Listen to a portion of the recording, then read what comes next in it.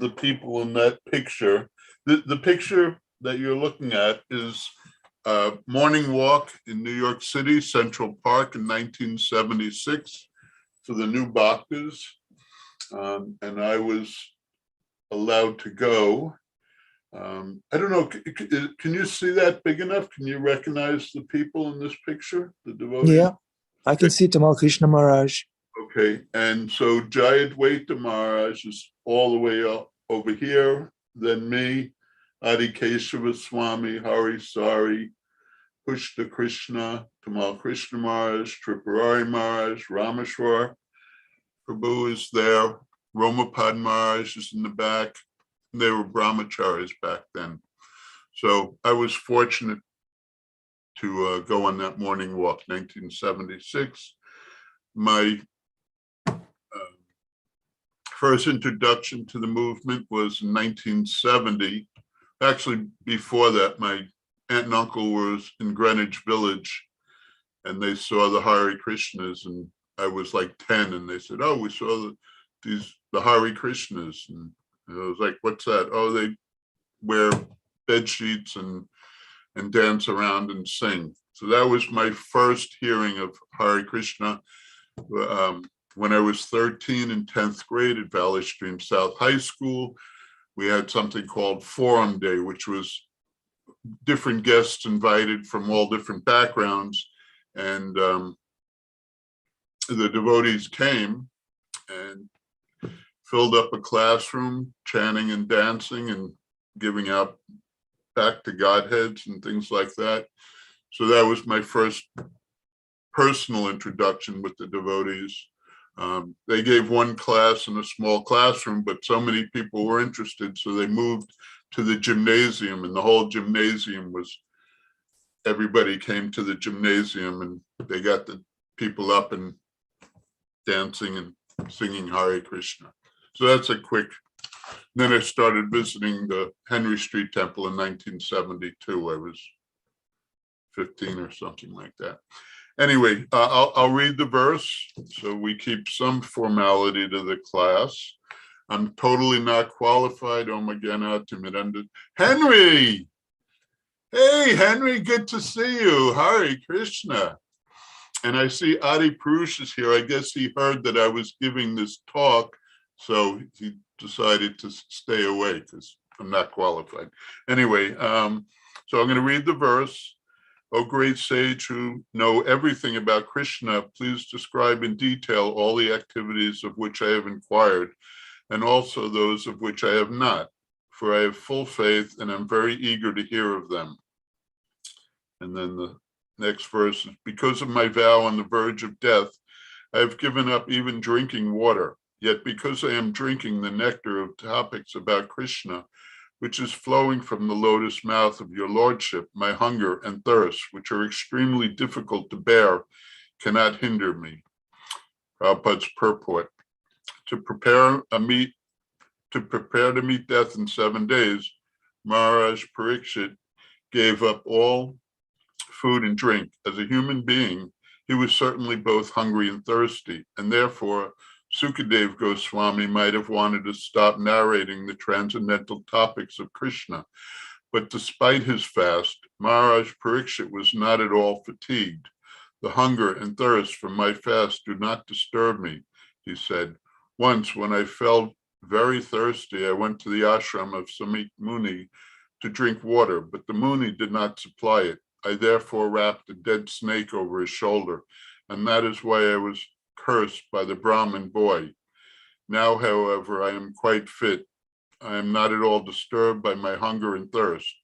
This indicates that although on the material platform there are disturbances from hunger and thirst, on the spiritual platform, there is no such thing as fatigue. The entire world is suffering because of spiritual thirst.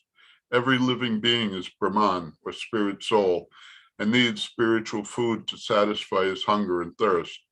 Unfortunately, however, the world is completely unaware of the nectar of Krishna Katha. The Krishna conscious movement is therefore a boon to philosophers, religionists, and people in general. There is certainly a charming attraction to Krishna and Krishna Katha. Therefore, the absolute truth is called Krishna, the most attractive. The word Amrita is also an important reference to the moon, and the word Ambu means lotus. The pleasing moonshine and pleasing fragrance of the lotus combine to bring pleasure to everyone hearing Krishna Katha from the mouth of Sukadev Goswami. As it is said, I'm skipping the Sanskrit. Well, that's not what it says, but I'm skipping the Sanskrit. Because of their own uncontrolled senses, persons too addicted to materialistic life make progress toward hellish conditions and repeatedly chew that which has already been chewed. Their inclinations toward Krishna are very aroused, either by the instructions of others, by their own efforts, or by a combination of both. At the present moment, all of the human society is engaged in the business of chewing the chewed. People are prepared to undergo Mritu Samsara Vartmana, taking birth in one form, dying, accepting another form, and dying again. To stop this repetition of birth and death, Krishna Katha or Krishna consciousness is absolutely necessary. But unless one hears Krishna Katha from a realized soul like Sukadev Goswami, one cannot relish the nectar of Krishna Katha, which puts an end to all material fatigue, and enjoy the blissful life of transcendental existence. In relation to the Krishna conscious movement, we actually see that those who have tasted the nectar of Krishna Katha lose all material desires, whereas those who cannot understand Krishna or Krishna Katha regard the Krishna conscious life as brainwashing and mind control. While the devotees enjoy spiritual bliss, the non-devotees are surprised that the devotees have forgotten material hankerings. So my qualification for doing this is that I've been thinking about wanting to do this, and somebody dropped out and you got stuck with me. So I'm going to be reading from Radha Damodar Vilas by a devotee named Vyasaki, a great bhajan leader. Owen Henry has a copy also, very good. And I'm going to be reading about how Indradumna Maharaj came to the movement. Does everybody know who Indradumna Swami is? All right, well, I'm sure many of you have. So this is the 12th wave. It's called the Silver Spoon. The association of the devotees is the only solace for our existence.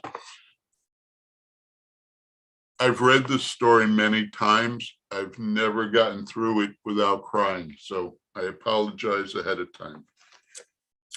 So this is in Ann Arbor in September 1970. An exhibit of the arts and crafts of India are a feature at the University of Michigan as students return after summer break for the fall semester. The university president and his wife have arranged the exhibition, being interested in your Eastern culture and traditions. They have a large garden, and the wife is friendly with the gardener, a young man of 19, just newly married.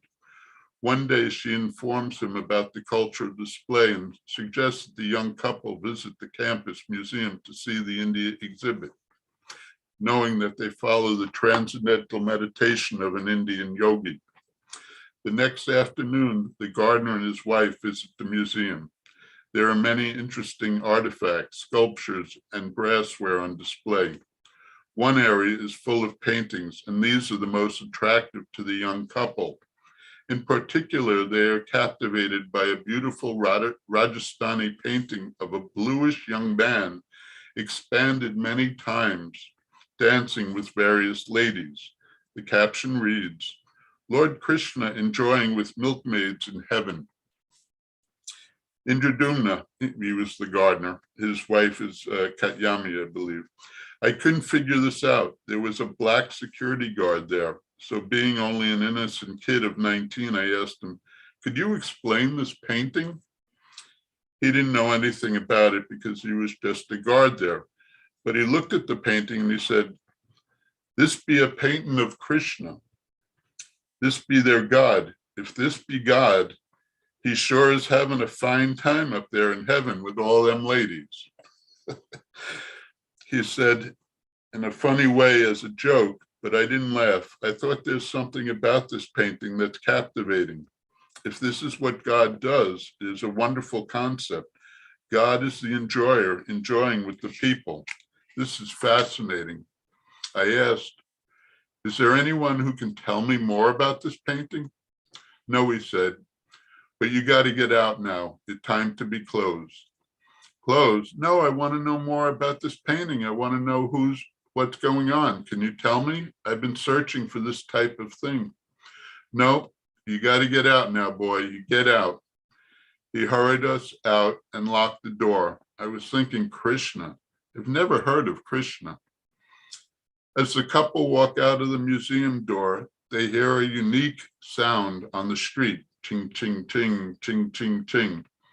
What's that? He looks around. That's a beautiful sound. I don't know, his wife replies.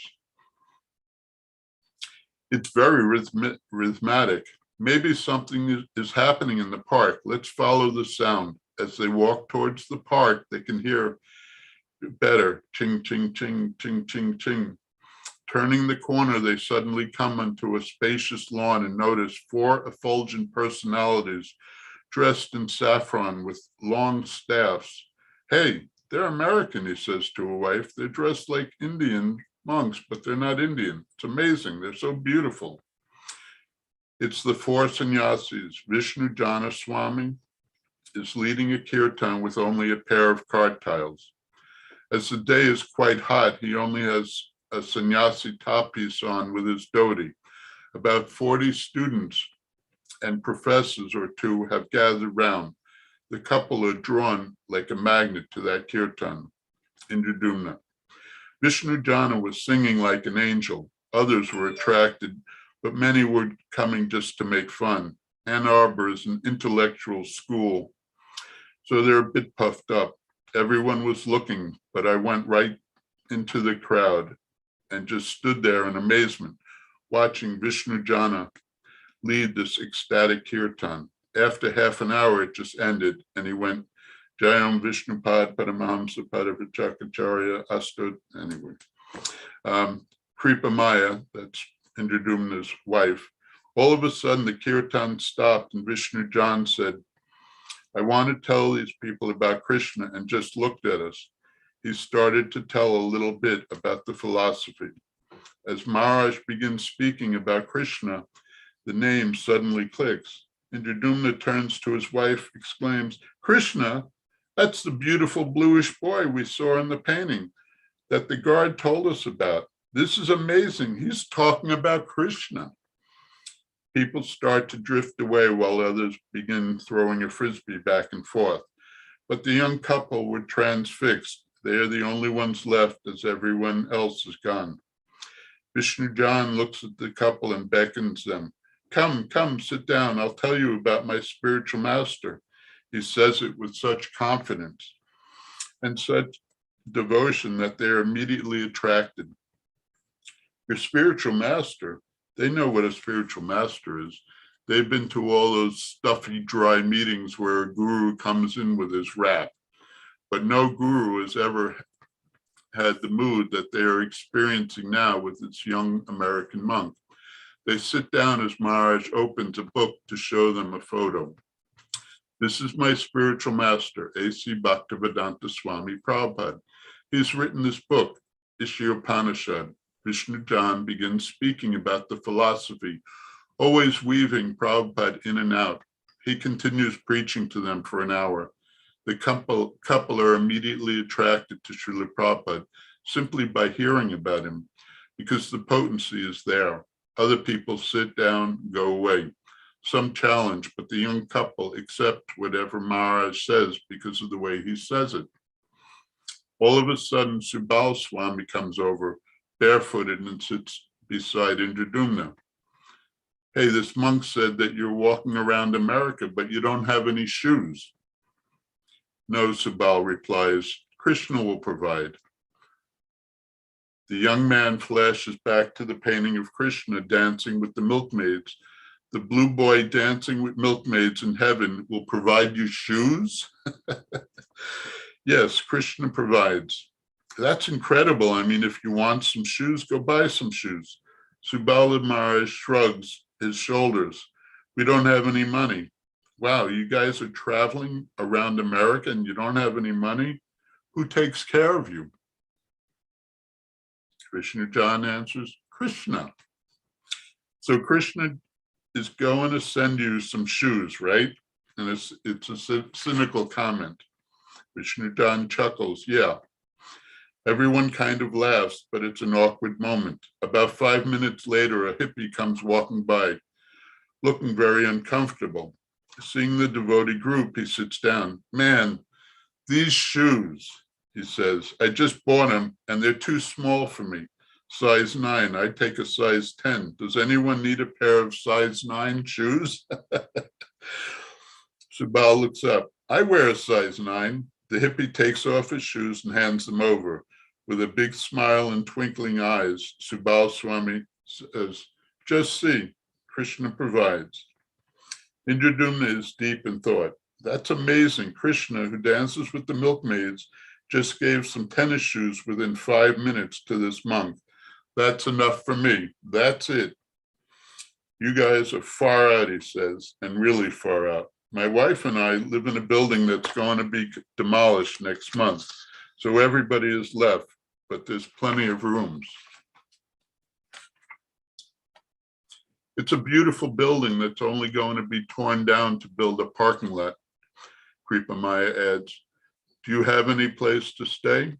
Not really, the sannyasis answered. Can you guys come and spend the night? Indradyumna offers. I want to talk to you some more. This is a really amazing tradition you're following. I never heard anything about it.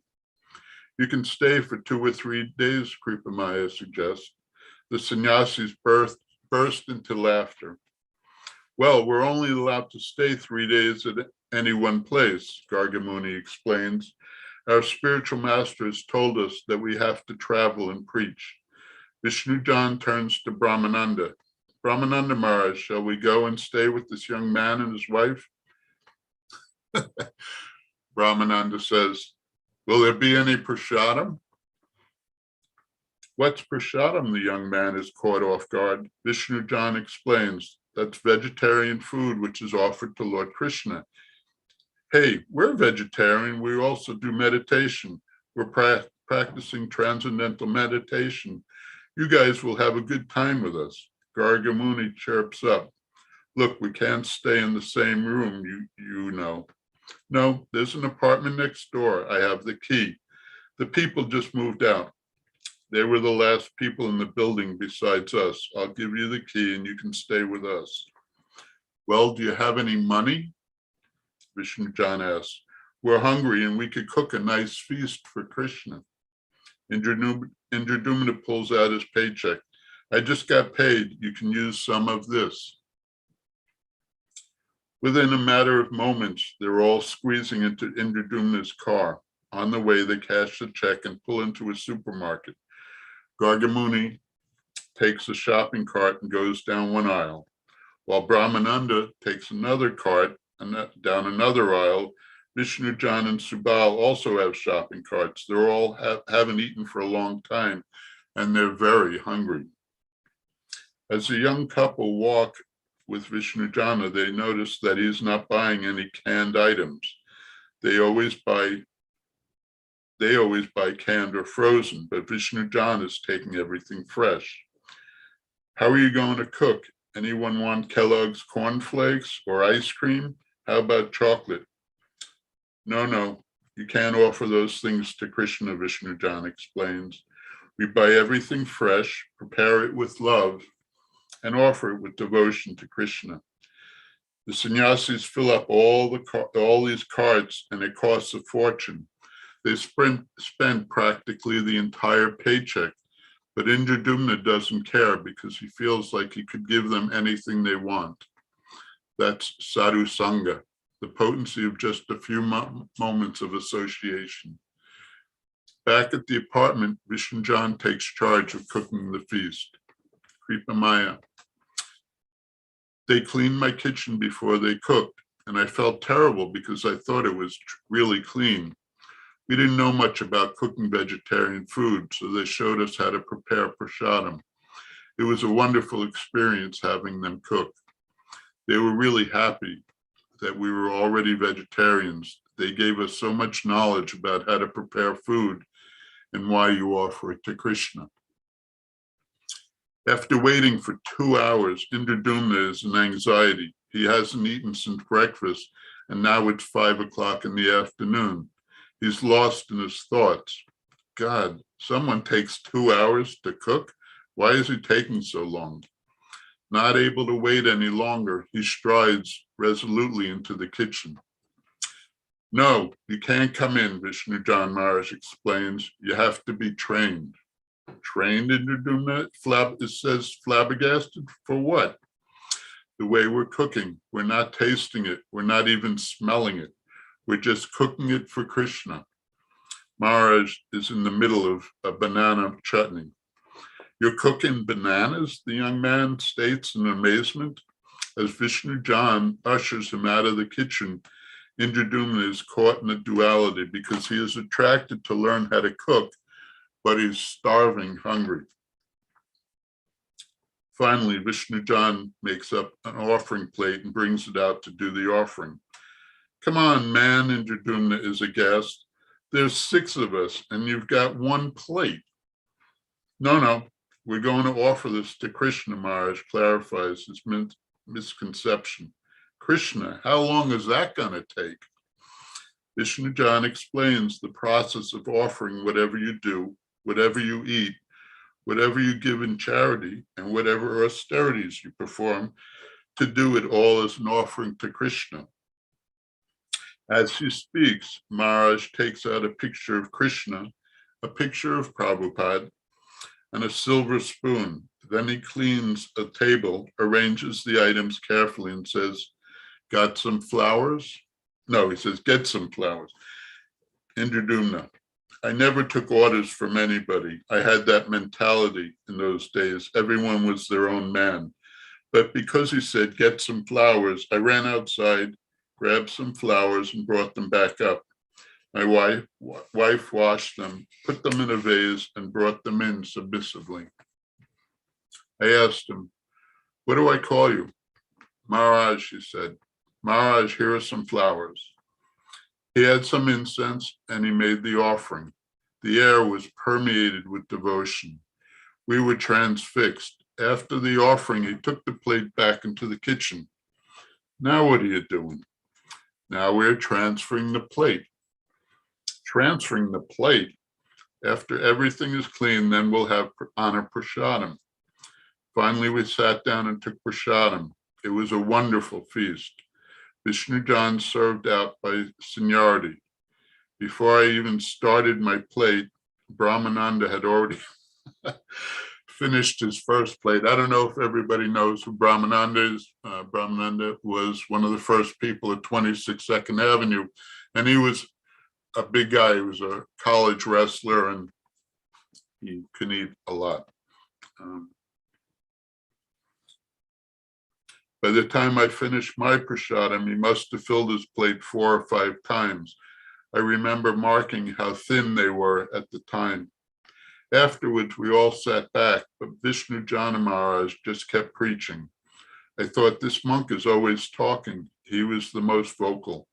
Once in a while, Brahmananda or Gargamuni, they were brothers, would say something. Subal hardly said anything at all. After a short rest, the sannyasis want to have a kirtan. You're going to do that again? You already did that today. Vishnu John smiles. We're always doing this chanting. He is ever instructing, taking the time to explain things in a very attractive way. So they have another kirtan for an hour. By this time, it's getting late and the couple are tired. Okay, you guys, so my wife and I meditate. We get up at 6:30 in the morning and we meditate. I'll wake you guys up and you could come in and do some of your meditation with us. Vishnu John Maharaj says, we get up at 2:30. You get up at 2:30? What do you do? we chant prayers to Srila Prabhupada. We'll wake you up. Sure enough, the sannyasis get up, take their showers, and knock on the couple's door at about 3:30 in the morning. Indradumna hears the knock and awakens, startled. Hey, what's going on? It's the monk, Kripa Maya says, half asleep. Remember? They're going to come in. We're going to have a program. Oh, yeah, meditation. We're going to meditate. They stumble out of bed and have a quick shower. Then they light their candle to meditate on the flame. Hearing that they are now up, Vishnu Jan knocks on the door and enters the room, first touching his dunda to the floor. They are intrigued by this ritual. What are you doing? I'm a sannyasi, and this is a tridanda. This is given to me by my spiritual master, Srila Prabhupada. It's the sign of a renounced monk. I touch it to the floor for sanctification because it's an incarnation of Lord Vishnu.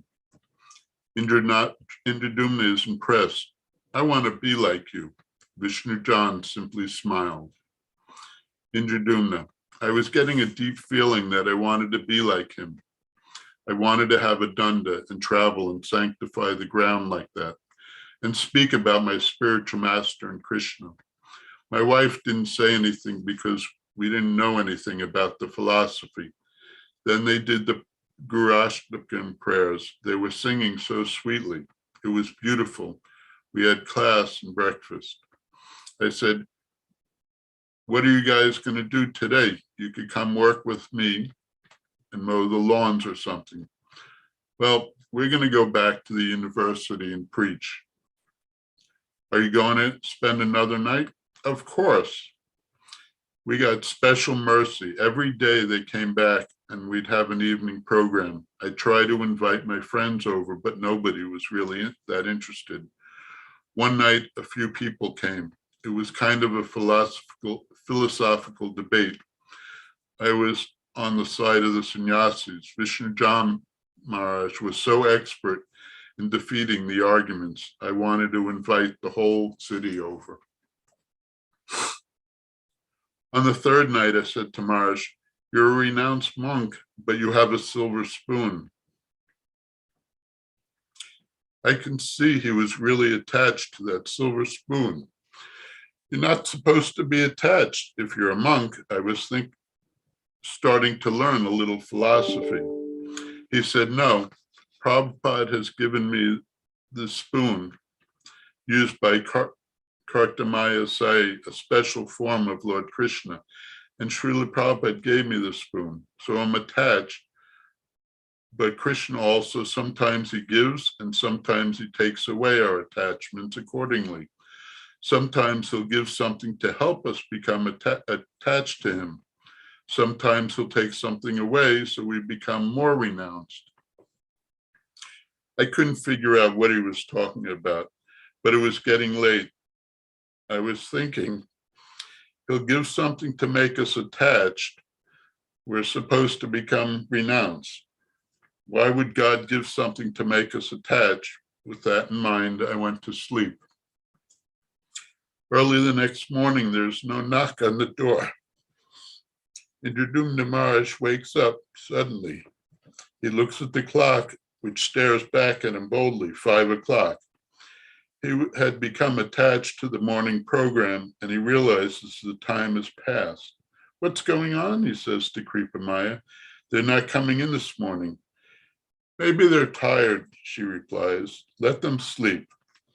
Indradumna feels restless. There's something amiss here. They're not coming in. He gets out of bed and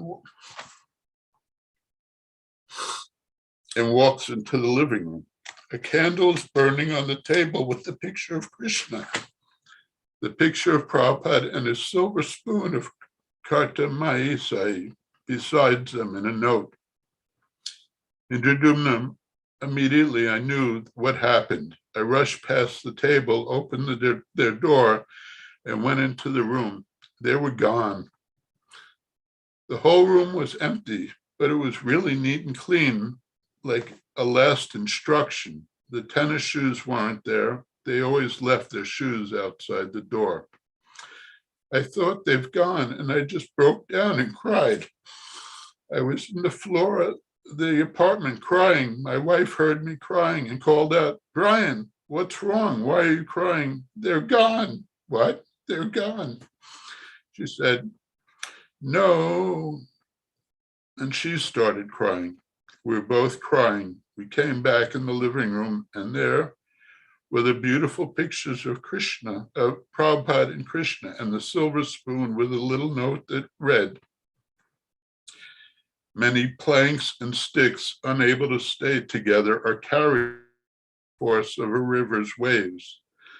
Similarly, although we are intimately related with friends and family members, we are unable to stay together because of our various past deeds and the waves of time.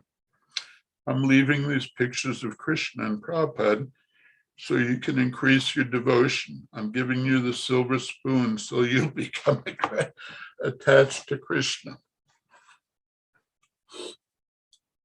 I didn't know where they had gone.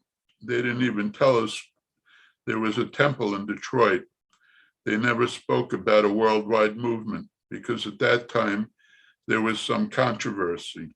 They were having some difficulties. So they left without informing us there was a temple in Detroit or that there were temples anywhere in America. Kripamai Devi Dasi. It seemed like they were there forever, even though it was only 3 days. One of the nicest things was coming home and seeing their white tennis shoes outside the door of the apartment. Knowing that they were there and that we were going to have the cooking of prasadam, the offering, and then a little lecture. It was such a wonderful feeling. But at the end, coming home and finding no shoes at the door, that was such a lonely feeling. It was very strange feeling because I felt that I had really found my soulmate when I met my husband. But in the absence of the 4 sannyasis, I felt a loneliness that I had thought I'd never feel again.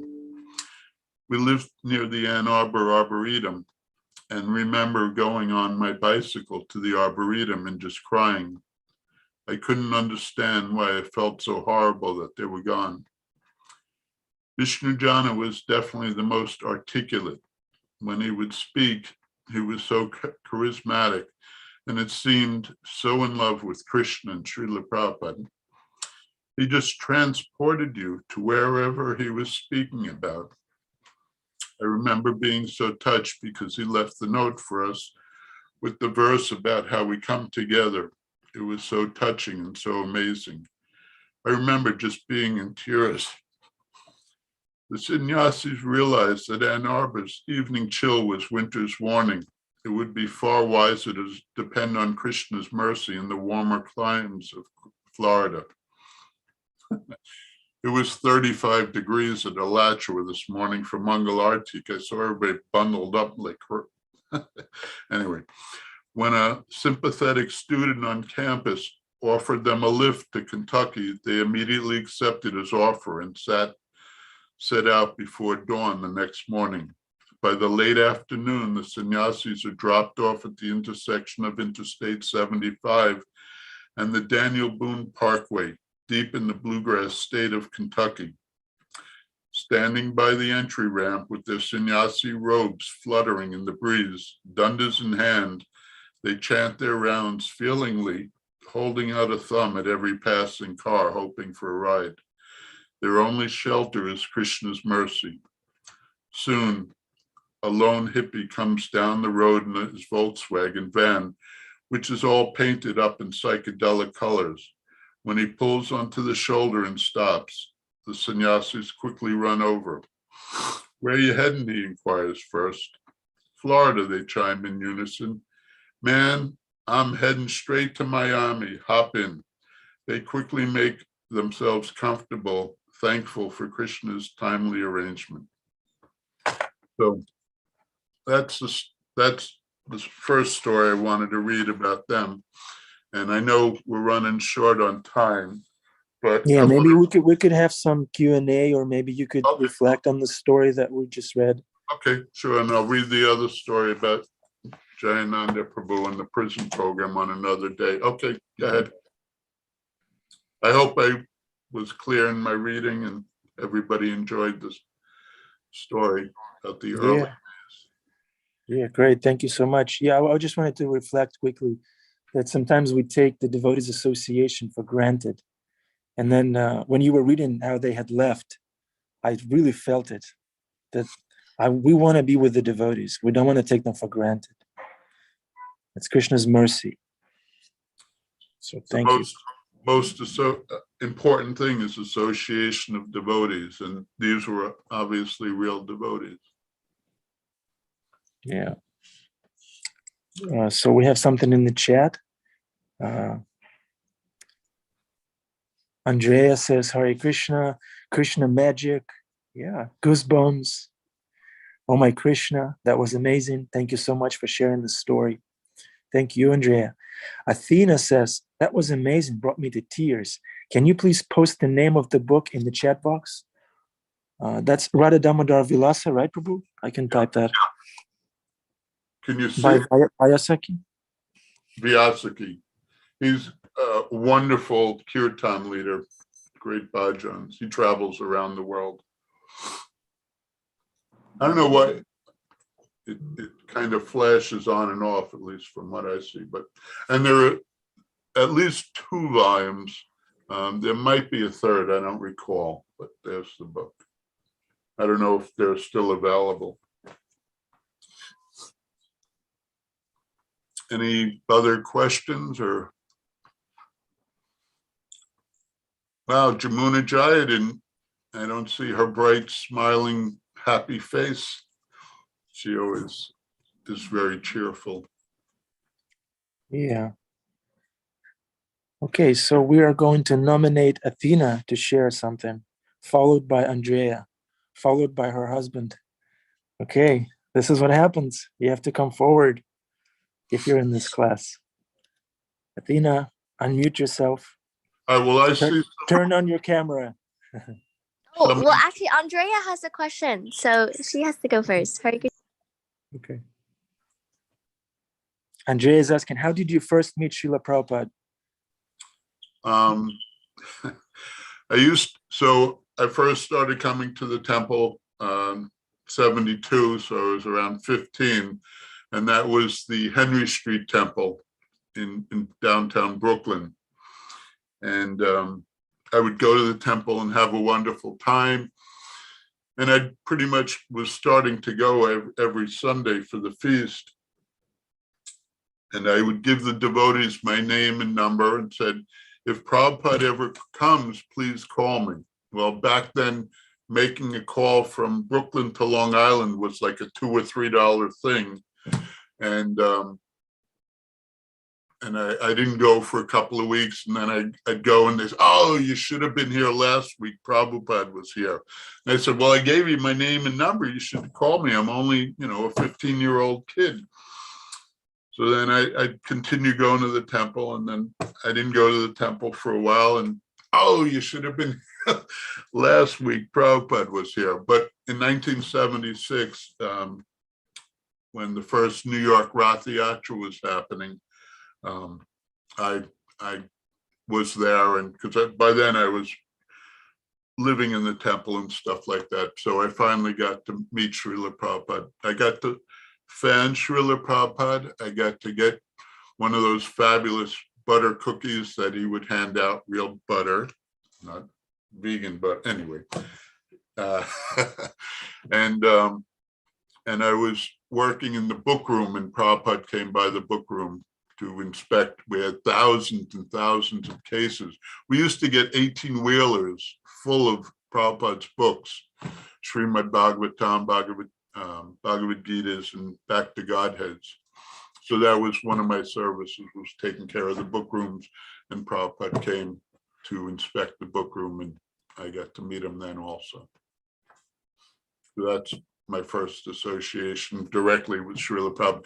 I also, in that Rath Yatra, I was on the wheel of his cart and got to guard him then.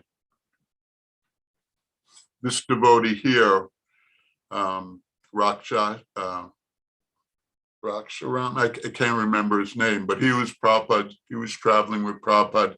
He was a karate judo expert or something like that. So he was Prabhupada's personal bodyguard. And then other devotees were also, he had a number of bodyguards. Back then it was, we would get attacked. The temple would get attacked. One story of a guy who was hanging out on the corner sniffing glue, and he came in one time with a towel, and he went into the temple room, and Trilokeshwar announced he'd say, Lord Nrsingadev, and 20 devotees would come flying down the stairs, and he attacked Vikeshwar Pandit with a machete, and we got him out of there and broke his leg. So the guy had a machete under the towel? Yeah, he had like a steel sharp, yeah, it was like a machete. And he was in the temple room, and he was climbing up on the Vyasasan. So, and Wild. we were all young, passionate guys. And we had so this is in the 55th Street Temple, which is an 11-story building, and there was a PA system throughout the building. Trilokeshwar was the receptionist, and whenever there was something amiss, he'd say, Lord Nrsingadev, please come to the first floor, please. And 15 brahmacharis would go screaming down the staircase and everything, and take care of, do the necessary thing. I was the temple treasurer, and I had a carry permit, and I was kind of in charge of security. So I always had my 45 on me. Fortunately, never had to use it. Okay. Krishna says, I am adventure. And back then the slogan was join the Navy and see the world. Well, we joined the Hare Krishna movement, and I could go on and on about adventures and different things that were going on. Okay. Moving my head so you can see Srila Prabhupada. Thank you, Prabhu. Would anyone else would like to ask a question or share their reflection? Bhima Prabhu, get down from your horse. Come on. Say something. He's probably frozen. Okay. Where is he? He's upstate somewhere? Yeah. Where? He's right here. Yeah, but where are you upstate? Talking about. Where are you? I'm in upstate Massachusetts. Okay. Massachusetts, Wow. Munson, like Springfield, Berkshires type of area. Yeah, wonderful, Prabhu, wonderful. Harkening back, but I saw the remnants, New Vrindavan. So adventure away. It was like a big pirate ship, New Vrindavan. And Oyi Metis to you for your wonderful stories. And yeah, well, I remember they had to pack at New Vrindavan too. Sometimes we would get motorcycle gangs. Hell's Angels once crashed. I don't know if you know that story. I won't tell it, but pique everybody's interest. Oh yeah, yeah. You know that story, yeah. That was something else. Radharani saved that one. Right. But yes. So, anyways, Hare Krishna, wonderful class. Just love the story. Very heartfelt, and it's no wonder you felt it. You know, when you remember back, and then you remember those beginning days when devotees would, you know, you'd be in college or something, you'd visit the temple, then you'd go away for like a couple of months, and you'd come back, and you just like were like, geez, I gotta come here more often and less often outside world. But just Krishna just brings you right in. You don't have a choice if you're serious, if you're sincere. You do not have a choice but to surrender. So thank you for that, reading that story and with feeling. Hare Krishna. Hare Krishna, thank you. Thank you, Bhima Prabhu. Okay. Dinabandhu Prabhu, Hare Krishna, unmute yourself. Turn on your camera. Hare Krishna, Bindu, Madhava, Prabhu. Good morning. And just wanted to thank you so much for reading the story. what I just kept feeling is like how attractive devotees are. That's all. Like that's at the heart of that story. And yeah, the way you read it also, I just appreciate it so much. Like, yeah, your feeling and the adventure of the early days, because in a certain way, the devotees who were at the beginning of the movement, just they took so many risks. Shama Sundar Prabhu was talking about that too, in his book, just that was just the mood at that time, taking so many risks, and how we still have to become, inspired to take risks for Krishna. So, and like what you just shared about the Lord Nrsingadev announcement, I'm so happy to know about that. All these details, we'd love to hear more of your stories sometime, Prabhu. Well, I'd really like to read the story about Jayananda. That one's a real short story. It's like 2 or 3 pages, and then we could talk about the old days if you like. Wonderful. Well, thank you so much. Hare Krishna. Thank you for listening. Hare Krishna. Yeah, I was Okay. on you. I just wanted to join at the end to thank you. Thank you, Dinabandhu Prabhu, for coming on. Yeah, Bindu Madhava Prabhu, thank you very much. Beautiful, heartfelt stories, beautiful book. We're going to leave that story for the next time. Okay. Next time, Okay. next time you have somebody drop out last minute. Yeah, for the next dropout. Yes. Okay. Grantaraj Srimad Bhagavatam, King of Books, Ki Jai. Bindu Madhava Prabhu, Ki Jai. Hare Krishna. Thanks everyone for tuning in, for asking your questions, sharing the reflections, and offering your ears to us here at this small Sangha. Thank you very much. Have a wonderful day. Henry Prabhu, thanks for keeping your camera on. Are you in the forest? My good friend Henry, I've been thinking about you. Hare Krishna. Thank you, Prabhu. That was a wonderful story. Thank you for reading that. It really took me there. Hare Krishna. Okay. All right. Thank you, everyone. Have a wonderful day. See you tomorrow. Hare Krishna. Hare Krishna. Sundarananda Prabhu, Hare Bol. Hare Krishna, Hare Krishna. Hare Bol and Bihari. Krishna. Thank you very much. It was great reading. Thank you, Bindu Madhava Prabhu. Hare Krishna.